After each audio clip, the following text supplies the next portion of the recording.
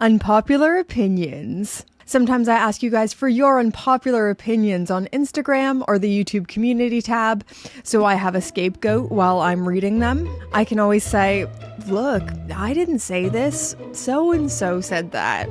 But today we're talking about my unpopular watch opinions that I really think watch geeks need to hear. And it'll be just me having a little rant and getting it all out there. So number one, we don't really have all that much power. And what I mean by this is the watch geeks, the people who are far too into watches, the watch collecting community represents a tiny sliver of the general masses of people who buy watches. We're a tiny sliver of the watch buying market. I get it all the time when I make a video, people saying, oh, all the watch YouTubers are trying to inflate the market on this certain watch. And it's like, guys, we really don't have that much power. Do you really think me and my maybe 50,000 views from Turbo Watch Geeks is going to create a speculative watch bubble? Do you think I have that kind of power? Or another one I hear is, oh, watch companies don't listen to us when we say we want this or we want that. And I just always think that we, the people who are obsessively into watches, who love them a little bit too much, the massive geeks, just represent such a tiny sliver of people for whom the watch companies are trying to cater to and make timepieces for. To say we represent 1% would be a gross overestimation.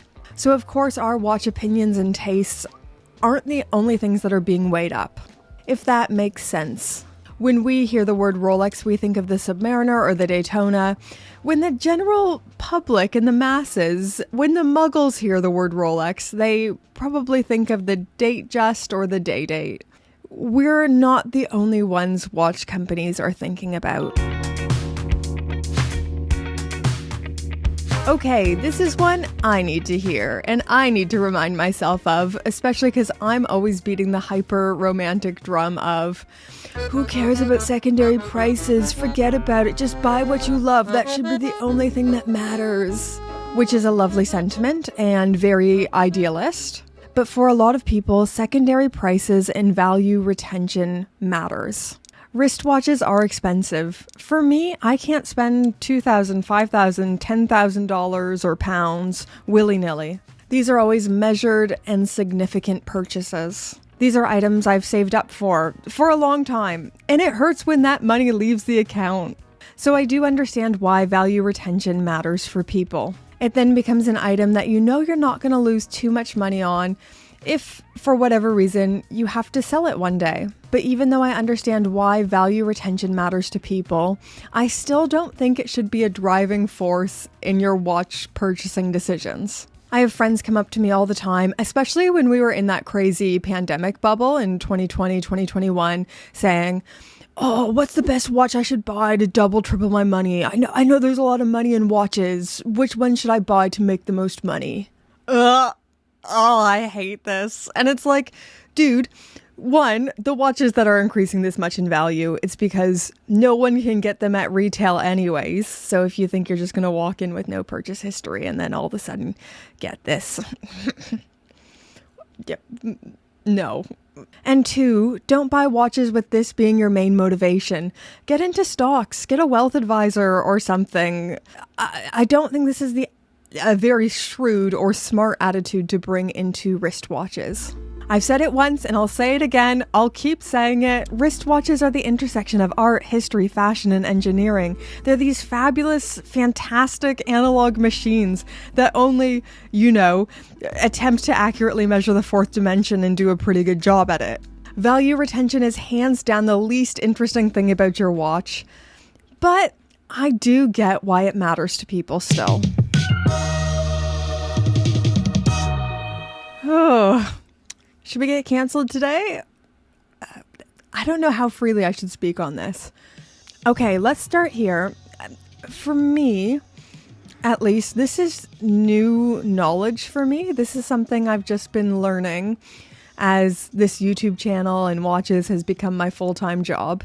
I recently went to a big watch launch and unveiling, and as I was sorting out my travel and how I was going to get there, what it was going to look like, they asked me if I wanted to be listed as watch press or as an influencer. So I asked, what's the difference? What do you think I should do? Because I kind of consider what I do in the watch space a bit of both of those things. And they replied, honestly, it's a lot easier if you come as an influencer because then you have more freedom over what you can say, if you want to say anything at all. Which I thought was odd. I mean, in my head, the press should be able to say whatever they want to say. Isn't that kind of the point of them? But yeah, I went as an influencer, and at this event I quickly started realizing I was one of the only people who wasn't paid to be there. Particularly and namely people who were a part of the watch press were being paid in some form to be there, and they had some kind of an obligation to write about their time and to write kind of specific things. And I remember my first thought and what I was thinking was, I'm such a chump. What am I doing? They're making money. They're getting paid. But then I started thinking about it and piecing it together and realizing, this is a part of the privilege of coming as an influencer. And one thing that kind of irritated me and got me thinking was, if someone says the word watch press, it's a title that comes with a little bit more prestige and like, ooh, fancy. And then if you say the word influencer, it comes with kind of negative emotions and feeling like, the influencers. It's kind of this dirty, gross word. But the deeper I'm getting into the watch world, the more I'm realizing it's the influencers who are actually doing the press thing far more ethically and far more the way they're supposed to be doing it, in my humble opinion. And I know some of the people who have been doing this for a while, who are a part of the watch press, don't like people like me who go to these events for free because they think maybe we're devaluing their time a little bit and bringing down the value of their work. But just ethically, this is the only thing that makes sense to me.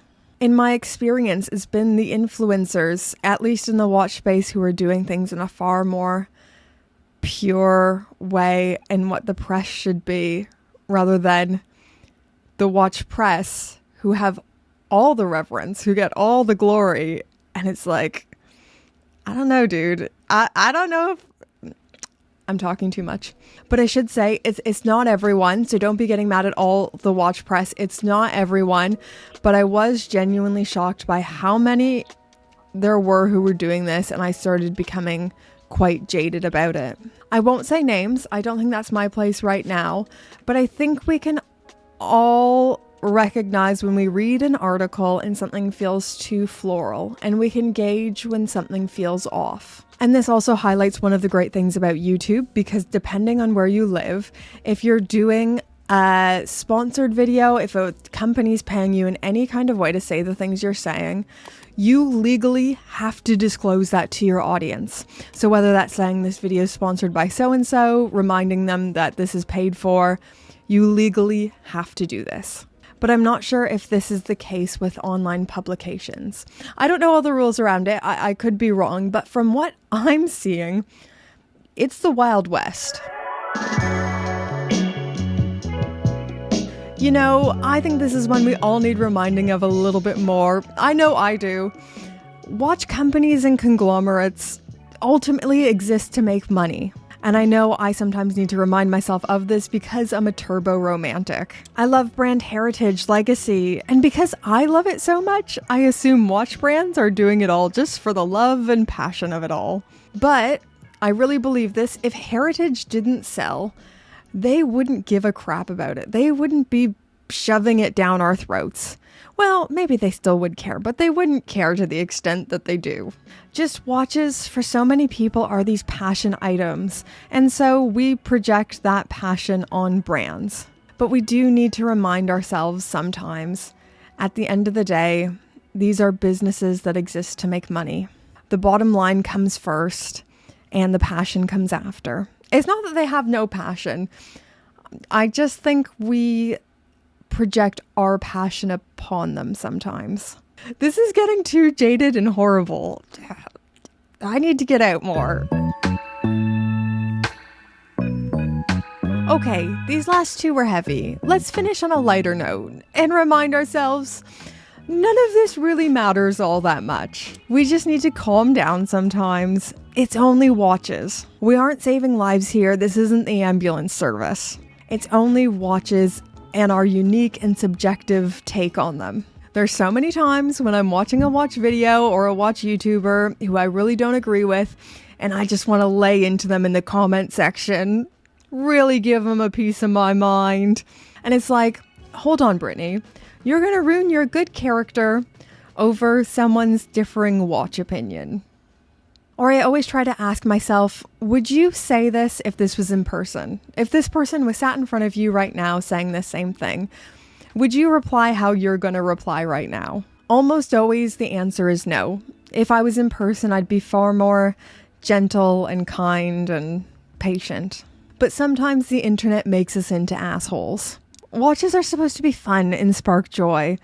Don't take any of it too seriously. And reminding myself of this helps me when I'm in those jaded slumps. Anyways, these are my 5 unpopular opinions that I think watch geeks need to hear. Is there anything you'd add in there? Is there anything I missed? Let me know in those comments down below. Subscribe if you haven't already. Come on now, if you've made it to this point. Come on. And let's thank the gorgeous, fabulous, wonderful Pope tier patrons. Okay, you see these names on the screen right now? These are the gorgeous, fabulous, wonderful Pope tier patrons who support my channel. I love all tier patrons. You're all perfect and you've never done anything wrong ever. But special shout out, come on now, to the highest tier, number 1. The Pope tier patrons. Thank you so much, guys. I've said it once and I'll say it again. You guys keep the lights on here at Gringa HQ. You're fabulous. Thanks for supporting what I do, guys. Bye.